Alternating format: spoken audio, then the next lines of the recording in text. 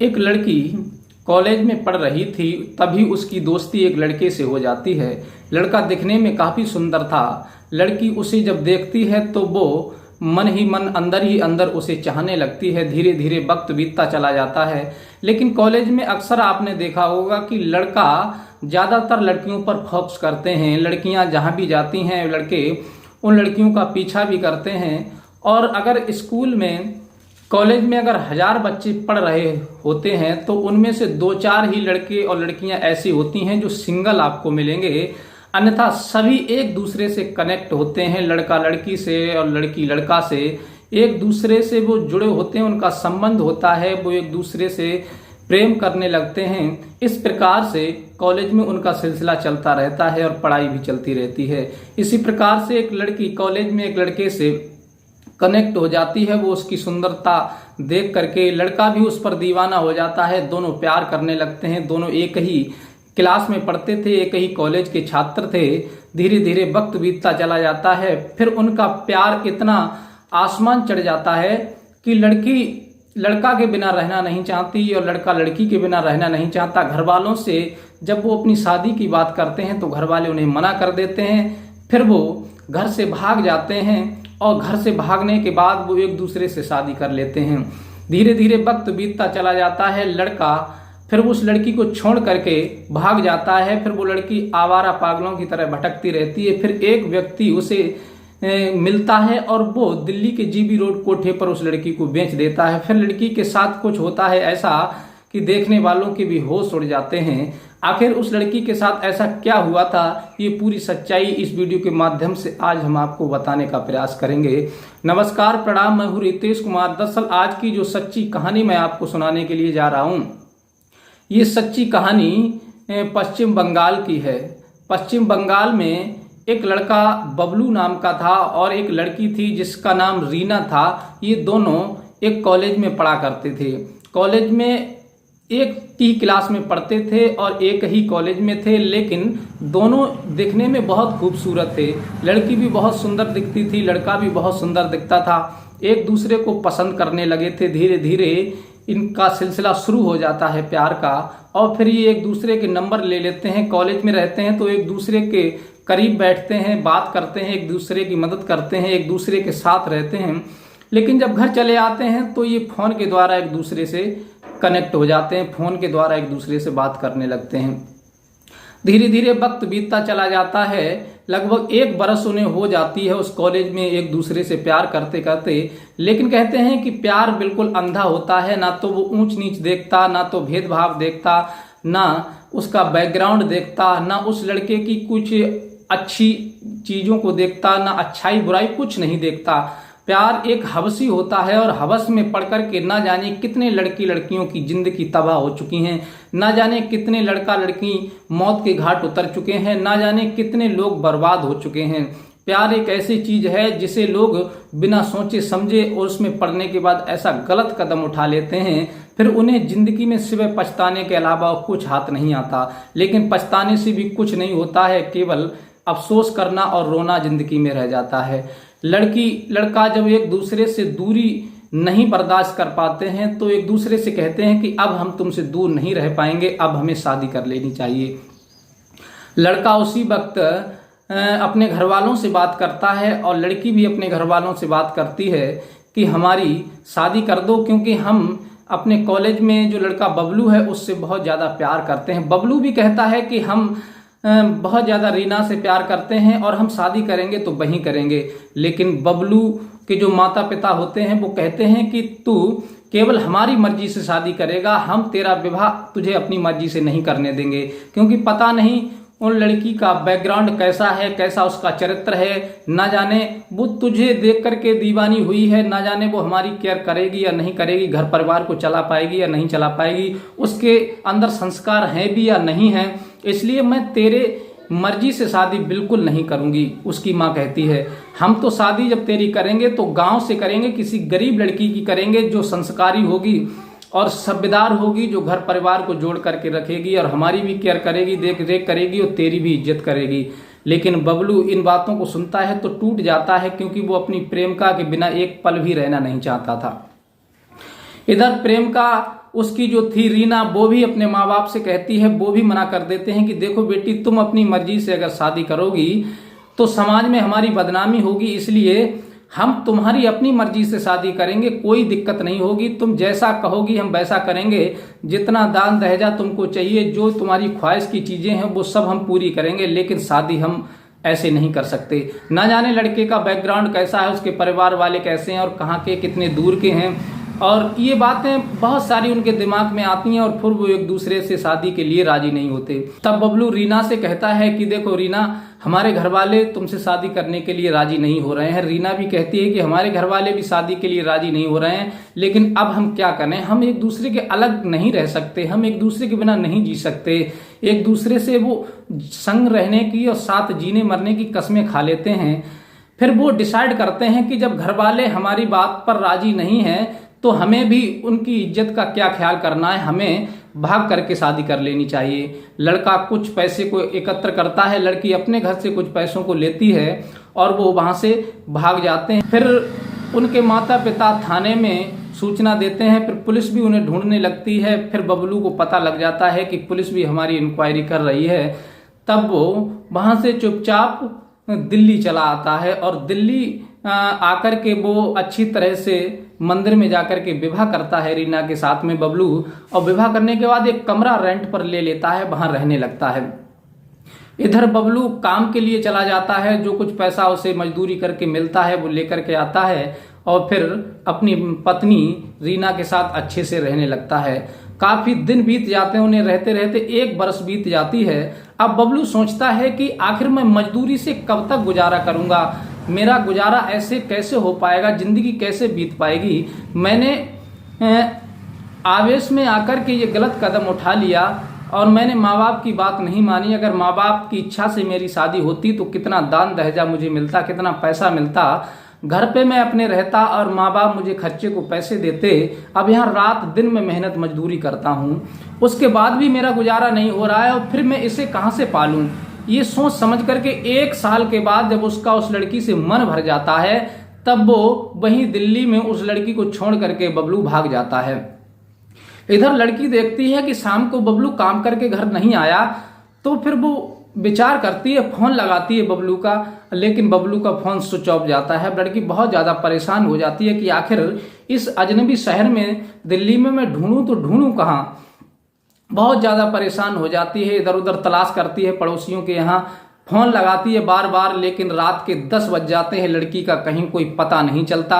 अब वो रोती है बहुत ज्यादा कि आखिर बबलू आया क्यों नहीं। वैसे तो टाइम से आ जाता था और बड़ा हमसे प्यार करता था, बड़ा हंस बोलकर हमारे साथ टाइम बिताता था, लेकिन कहाँ चला गया। लड़की को रोते रोते पूरी रात गुजर जाती है, फिर पूरा दिन गुजर जाता है। लड़की इधर उधर उसे ढूंढने लगती है, नंबर उसका लगातार स्विच ऑफ जा रहा था, उसका कहीं अता पता नहीं था कि बबलू कहाँ चला गया।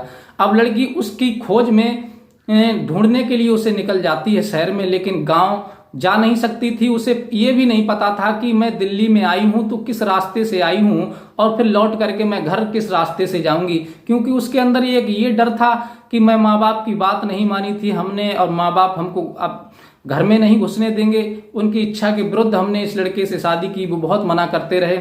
उधर ये डर था और इधर अजनबी शहर में थी लड़की।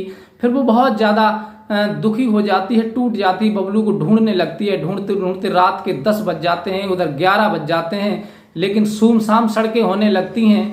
उसके बाद जब कोई नजर नहीं आता, लेकिन लड़की पागलों की भांति ढूंढने लगती है, तब तक एक व्यक्ति उस रीना के लिए मिल जाता है और वो पूछता है कि आखिर इस सुमसाम सड़क पर तुम कहाँ जा रही हो, क्या बात है, और बहुत परेशान दिखाई दे रही हो। तब वो रोने लगती है और कहने लगती है कि हम अपने पति के लिए ढूंढ रहे हैं, क्योंकि हमारा पति कल से गायब हो गया है, घर नहीं गया है। वैसे मेहनत मजदूरी करता था। हम लोगों उसने पूरी दास्तान अपनी सुनाई कि हमारे घर वाले जब शादी को राजी नहीं हुए तो हमने भाग करके शादी कर ली, पुलिस हमारा पीछा कर रही थी तो हम दिल्ली आ गए, लेकिन कल से हमारा पति लौट करके नहीं आया। वो कहता है कि चलो हम तुम्हारी मदद करते हैं, हम तुम्हारे पति को ढूंढवाते हैं। वो जो व्यक्ति उस लड़की से कह रहा था कि हम ढूंढवा दें, वो भी एक फ्रॉड था। वो भी लड़की को अपने झांसे में लेना चाहता था। अब वो लड़की को अपने साथ ले जाता है, कहता है कि चलो हम तुम्हारी मदद करते हैं, लड़का के लिए ढूंढवाते हैं। अब वो लड़की के साथ लग जाता है और ढूंढते ढूंढते वो लड़की को बहुत सुनसान जगह पर बुला करके ले जाता है। फिर वहां कहीं भी बबलू दिखाई नहीं देता। तब वो दिल्ली जीबी रोड कोठे पर ले जाता है और वहां कोठे की जो मालकिन होती है उससे कहता है कि मैं बहुत सुंदर लड़की लेकर के आया हूं तुम्हारे लिए और तुम्हें 1 लाख रुपए देना होगा। वो कहती है ठीक है, तुम मुझे पहले लड़की दिखाओ तब मैं तुम्हें पैसे की बात करूंगी। अब वो दूसरी जगह लड़की को ठहरा देता है और वो कोठे की जो मालकिन होती है वो आकर के जब लड़की को देखती है तो वो भी बहुत खुश हो जाती है, क्योंकि लड़की बहुत सुंदर थी और कोई उस पर बच्चा भी नहीं था लड़की पर। तो दिखने में काफी खूबसूरत थी लेकिन दुखी थी। अब वो समझ जाती है कि ये लड़की परेशानी में है, इसका फायदा भरपूर हमको उठाने को मिलेगा। वो लड़की को देख करके जब पसंद कर लेती है तो उसे 1 लाख रुपए चुपचाप दे देती है और वो 1 लाख रुपए लेकर के वहां से चुपचाप फरार हो जाता है। वो कोठे की मालकिन कहती है कि तुम परेशान मत हो, क्योंकि उस व्यक्ति ने उस कोठे की मालकिन को सारी हकीकत पहले ही बता दी थी कि इसका पति गायब हो गया, उसे ढूंढ रही है। तब वो कहती है कि तुम चिंता मत करो, चलो मेरे साथ, हम तुम्हारी मदद करेंगे, आज नहीं तो कल तुम्हारे पति को ढूंढ ही लेंगे। अब वो उस महिला को जब देखती है रीना तो उसके अंदर कुछ थोड़ी शांति आती है कि चलो महिला हमारी मदद करेगी, सभी लोग हमारी मदद करेंगे। इधर ले जा करके वो अपने कोठे पर और वहां कमरे में बंद कर देती है। और वहां जब स्थिति रीना देखती है कि वहां ग्राहक लोग आते हैं और वहां कोठे पर बहुत सारी लड़कियां पहले से मौजूद हैं, छोटे छोटे कपड़े पहनती हैं, और जो नई लड़की वहां पर आती है वो वहां उनकी बात नहीं मानती तो उनको टॉर्चर किया जाता है, मार लगाई जाती है और उनके लिए खाना नहीं दिया जाता है। उस होटल पर जब ये स्थिति देखती है तो रीना बहुत ज़्यादा घबरा जाती है और बहुत ज़्यादा दुखी हो जाती है कि आखिर भगवान मुझे कैसी जगह पर ला करके कर दिया, मैं बहुत ज़्यादा परेशान हूँ, मेरा दम घुट रहा है। तब दूसरे दिन वो कोठे की मालकिन उसके पास एक कस्टमर को भेजती है। एक कस्टमर जब पहुंचता है तब वो कस्टमर उसके साथ संबंध बनाने के लिए कहता है। तब वो लड़की एकदम से चौंक जाती है कि आखिर तुम क्या कह रहे हो, तुम्हें पता नहीं है मैं कौन हूं, मैं वैसे भी परेशानी की मारी हूं। तब वो कहता है परेशानी की मारी हो इससे मुझे कोई मतलब नहीं है, मैं तुम्हारे कोठे की जो मालकिन है उसे पैसे दे करके आया हूं। जब वो कोठे का नाम सुनती है तो वो एकदम से चौंक जाती है, घबरा जाती है, उसके तन पर पसीना आ जाता है कि मैं कोठे पर आ चुकी हूं। तब वो व्यक्ति उसके साथ जबरदस्ती करता है लेकिन वो जबरदस्ती नहीं करने देती। तब कोठे की मालकिन उसे बहुत बुरी तरह से उसकी मार लगाती है, पानी तक पीने को नहीं देती, खाना खाने को नहीं देती है और उस कमरे में उसे बंद रखती है। उसकी बुरी हालत कर देती है वो कि वो लड़की शारीरिक संबंध बनाने के लिए मजबूर हो जाती है। फिर उसके हाथ पैर बांध दिए जाते हैं और उसके साथ फिर बलात्कार किया जाता है। जो कोठे पर लोग रहते हैं जो देख रेख के लिए, उसकी रखवाली के लिए, वो सब की सब उसके साथ बलात्कार करते हैं। और फिर जो भी कस्टमर आता है वो रीना के ही पास भेजा जाता है और रीना के पास जब भेजा जाता है तो वो सब उसके साथ जबरदस्ती करते हैं। अब रीना बिल्कुल पागलों की भांति हो गई थी, बिल्कुल टूट चुकी थी, रात दिन रोती रहती थी। ना तो उसे खाना अच्छा लगता था क्योंकि वो खाना पीना तो वैसे भी उसे बहुत कम दिया करते थे, पानी भी पीने को नहीं दिया करते थे, बहुत ज्यादा उसे तंग किया जाता है। धीरे धीरे यूं ही वक्त बीतता चला जाता है। जब 6 महीने बीत जाते हैं लेकिन वो लड़की फिर भी लाइन पर नहीं आ रही थी, ये काम करने के लिए मंजूर नहीं हो रही थी। उसे लगातार अपने पति की याद सता रही थी, पता नहीं मेरा पति कहाँ भटक रहा होगा, किस हालत में होगा। उसने उसका नंबर भी स्विच ऑफ जा रहा है, कहीं ऐसा तो नहीं कोई हादसा हो गया हो, कहीं कोई एक्सीडेंट तो नहीं हो गया, क्योंकि उसका नंबर नहीं खुल रहा है, मुझे कोई सूचना नहीं मिल रही है। ये सुन करके सोच करके वो बहुत ज्यादा परेशान हो जाती है। अब वो किसी को राजी से अपने साथ गलत काम नहीं करने देती। तभी वो कोठे की मालकिन कहती है कि ये लड़की यहाँ पर बहुत ज्यादा बदतमीजी दे रही है, इसे ऐसा करो दूसरे शहर के लिए ट्रांसफर कर दो। दूसरे से जो लड़की खरीदने वाले लोग आते हैं कोठे वाले, उनके लिए वो 2 लाख में उस लड़की का सौदा कर देती है बाहर के लिए, मुंबई के लिए।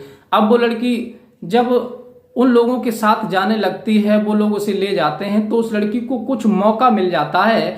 कहीं शहर में वो गाड़ी रोकते हैं और मौका मिल जाता है, वो एकदम से लड़की उस गाड़ी से उतर करके भाग जाती है।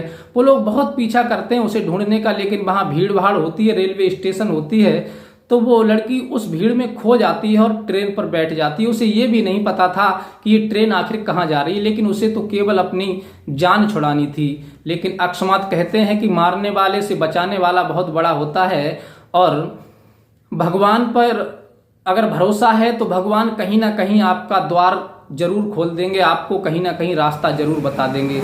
हालत बुरी तरह से गंभीर हो चुकी थी और वो उस बोगी में एक कोने पर बैठी हुई रास्ते भर रोती हुई सिसकती हुई पूरे 12 घंटे का सफर तय करके बंगाल पहुंचती है। और बंगाल जाने के बाद जब वहां उतरती है तब उसे पता चल लगता है कि ये ट्रेन तो बंगाल आ चुकी है। फिर वो लड़की वहां से डरती हुई, बहुत ज्यादा सहमी हुई अपने घर पहुंचती है। तब उसके माँ बाप जब देखते हैं कि हमारी लड़की वापस आ चुकी है, तब वो लड़की एकदम से अपनी माँ की कौली भर लेती है और बुरी तरह से फूट फूट करके रोने लगती है।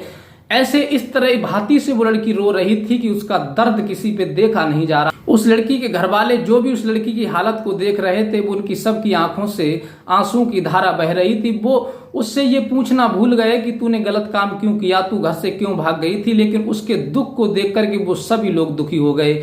जब बहुत ज्यादा उस लड़की को ठंडस बंधाया, बहुत ज्यादा उसे लाड़ प्यार किया, कहा कि ये अभी इससे कुछ मत पूछो क्योंकि ये लड़की बहुत ज्यादा परेशानी की मारी है, इसलिए इसे शांति बंधने दो। उसके बाद जब ये रिलैक्स हो जाएगी, शांत हो जाएगी, तब इससे बात कुछ पूछेंगे। जब वो लड़की को ठंडस बंधाया जाता है, तब उसे बिठार करके पूछा जाता है।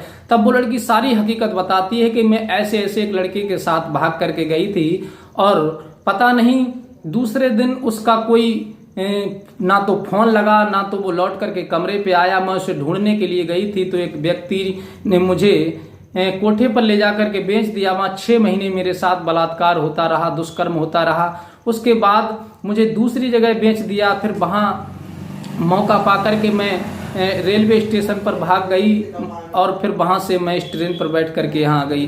घर वाले उसकी स्थिति को सुन करके, कहानी को सुन करके बहुत ज़्यादा टूट जाते हैं, परेशान हो जाते हैं और भावुक हो जाते हैं, रोने लगते हैं।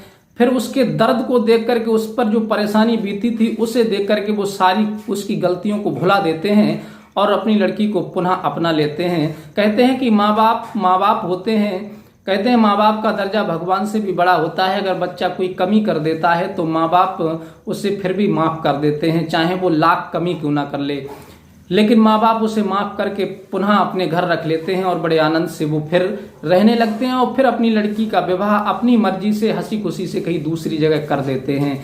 तो साथियों, ये कहानी आपको कैसी लगी, अपनी राय हमें कमेंट में ज़रूर बताएं, क्योंकि ये कहानी सुना करके किसी का दिल दुखाना, किसी को भावुक करना या किसी को उकसाना नहीं है हमारा मकसद तो केवल ये है कि जो लड़कियां बिना सोचे विचारे अनजान व्यक्ति पर भरोसा कर लेती हैं और उनके साथ चली जाती हैं, अपने माँ बाप की बात नहीं मानती, उनके साथ ऐसा हो सकता है। इसलिए कभी भी अपने माँ बाप की इच्छा के विरुद्ध ना जाएं और हमेशा अपने माँ बाप की बात को मान करके चलें, क्योंकि माँ बाप कभी अपनी संतान के बारे में गलत डिसीजन नहीं लेते। वो जो भी निर्णय लेते हैं वो अच्छा ही लेते हैं। अगर माँ बाप के फैसले में अगर कोई कमी होती है तो आप अपने माँ बाप से कह भी सकते हैं और वो तुम्हारा फुल सपोर्ट कर सकते। तुम अपनी मर्जी से अगर कोई काम करोगे तो ना तो आपका सपोर्ट माँ बाप करेंगे और ना आप स्वयं कुछ कर पाएंगे। जिंदगी में केवल रोने और पछताने के अलावा, ठोकरें खाने के अलावा, जिंदगी बर्बाद करने के अलावा कुछ हाथ नहीं आता।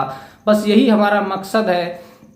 अगर कहानी आपको पसंद आई हो तो हमारे चैनल को लाइक सब्सक्राइब करें और अपने यार दोस्तों को भी शेयर करें। मिलते हैं इसी प्रकार की कोई नई कहानी के साथ, तब तक के लिए नमस्कार।